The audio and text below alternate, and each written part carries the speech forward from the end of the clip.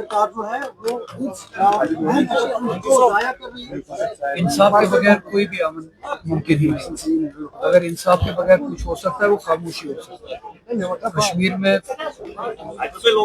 खामोशी है, अमन तब होगा जब इंसाफ पूरा होगा.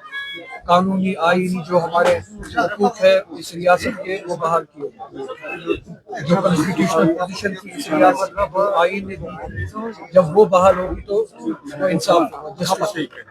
और उस जस्टिस के बुनियाद पे जो है एक परमानेंट अमन.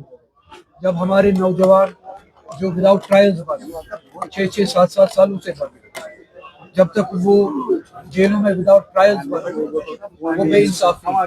जब उनके साथ इंसाफ होगा उसके नतीजे में जो अमन होगा उसे अमन कहा जा सकता है और वो अमन होगा. जो जमीन के हुकूक से महरूम किया जाता है, रोजगार के हुकूक से महरूम किया जाता है यहाँ के लोगों को.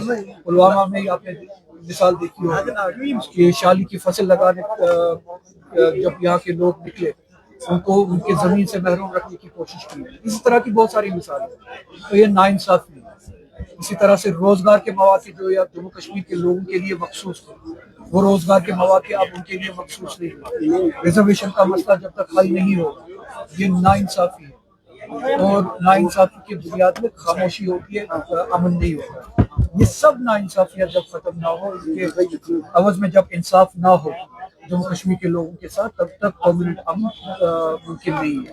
कोई भी अमन अगर परमानेंट हो चाहते हैं तो उस अमन के लिए शर्त ये है कि वो अमन जस्टिस पे कायम किया गया हो, अमन पे इंसाफ पे कायम किया गया हो, और वही जो है परमानेंट पीस बन सकता है. मीटिंग थी इंडिया ब्लॉक की, मीटिंग थी इंडिया ब्लॉक में सबको दावत दी आने के लिए. क्या अक्सर आप उसमें शिरकत करोगे?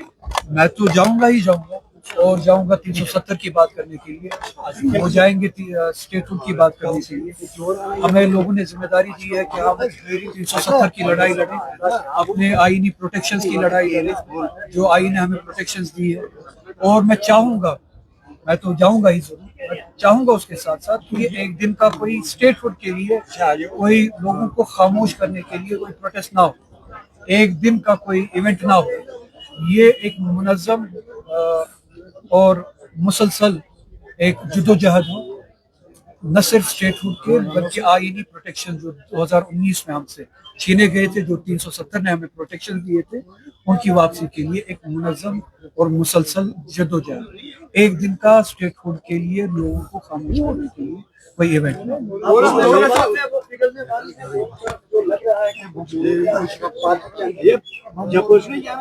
जब पार्टी जो है अपने पॉलिटिकल एजेंडा पे काम करे, लोगों के साथ दियानतदारी से उन वादों पे अमल करे जो वादे हमने किए. 2 साल अब होने को है, 2 साल गुजर चुके हैं इस हुकूमत के. पॉलिटिकल एजेंडा हो, आईनी हमारा जो क्वेश्चन है और एडमिनिस्ट्रेटिव जो मामला है उस पर हमने अभी भी जो है काम नहीं किया.